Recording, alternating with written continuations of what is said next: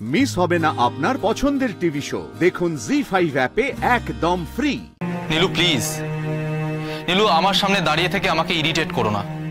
আমি চাই না তোমার সাথে কোনো খারাপ ব্যবহার করতে। আমার ঘর থেকে বেরিয়ে যাও। তুমি কি বলতে চাইছো? এই মুহূর্তে তুমি আমার সঙ্গে খুব ভালো ব্যবহার করছো?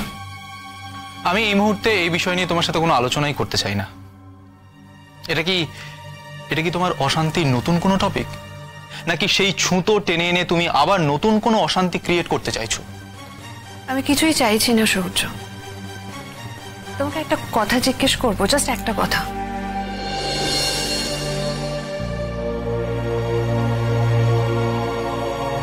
বলো, কি জিজ্ঞেস করবে তাড়াতাড়ি করো, কিন্তু যা বলবে সংক্ষেপে বলবে। আমার হাতে বেশি সময় নেই। হ্যাঁ জানি, আর এও জানি আমার হাতে অঢেল সময়। আমার হাতে সময় ছাড়া আর কিছুই নেই। দেখো, তোমার যদি এ বাড়িতে থাকতে ভালো না লাগে, পছন্দ না করো, বোর হও, তাহলে তুমি তোমার বাড়িতে চলে যেতে পারো। কেউ কোনো বাধা দেবে না।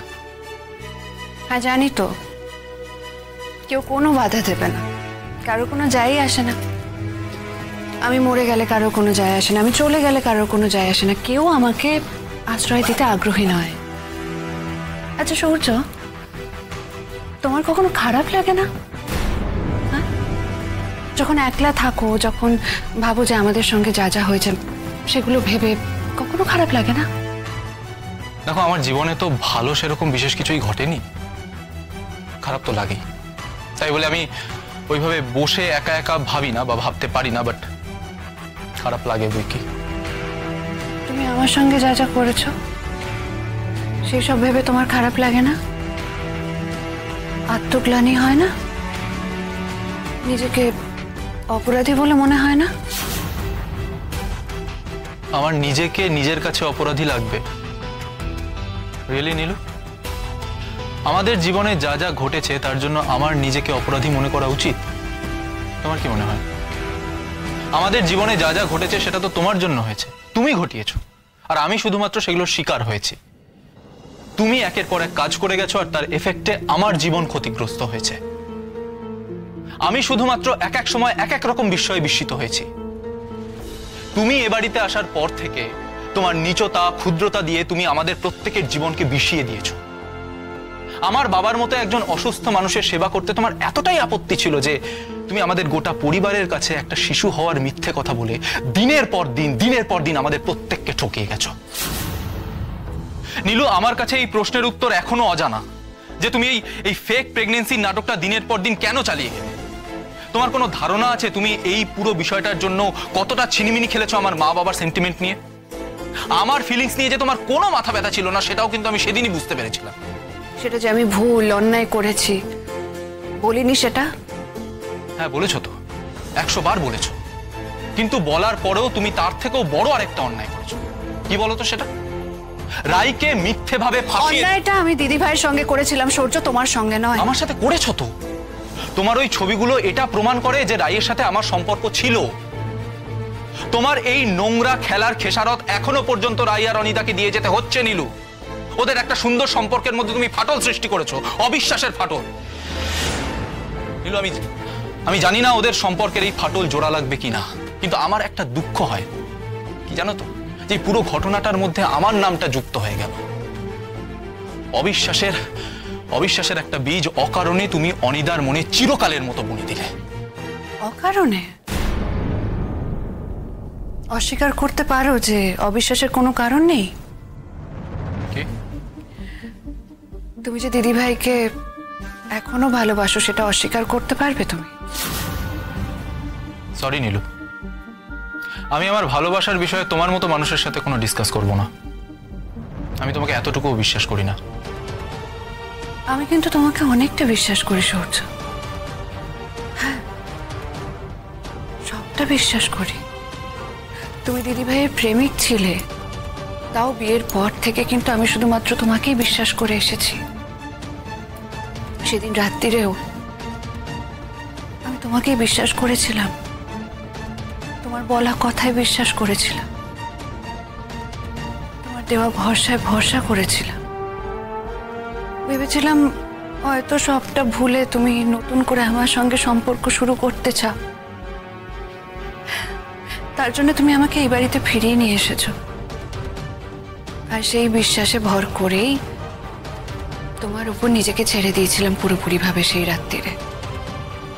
ভেবেছিলাম নিজের ভেতরের সমস্ত কালি পরিষ্কার হয়ে যাক, ভেবেছিলাম সব অপরাধ স্বীকার করে নতুন করে তোমার সাথে সম্পর্কটাকে শুরু করি।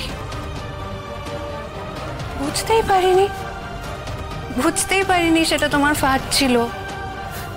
তুমি ফাঁদ পেতেছিলে দিদিভাইকে বাঁচানোর জন্য, আমি যাতে ধরা পড়ে যাই।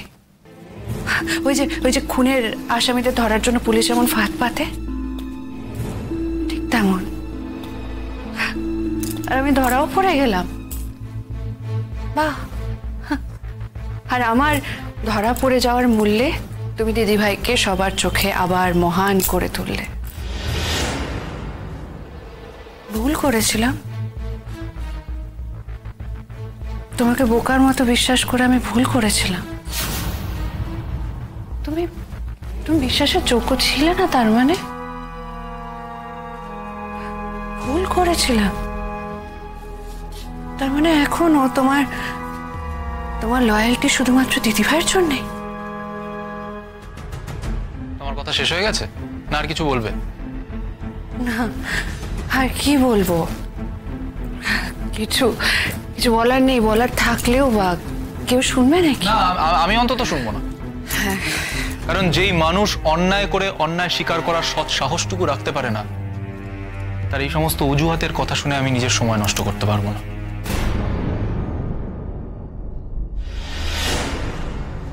সাহস,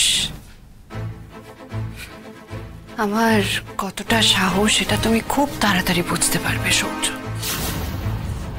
তুমি যা করলে আমার সঙ্গে, তার জন্য তোমাকে শাস্তি পেতেই হবে। তোমাকে আমি ছাড়বো না, কিছুতেই ছাড়বো না। দিদিভাইয়ের সম্পর্কে ফাটল ধরেছে বলে খুব কষ্ট, তাই না তোমার? ভালোই হয়েছে, বেশ হয়েছে।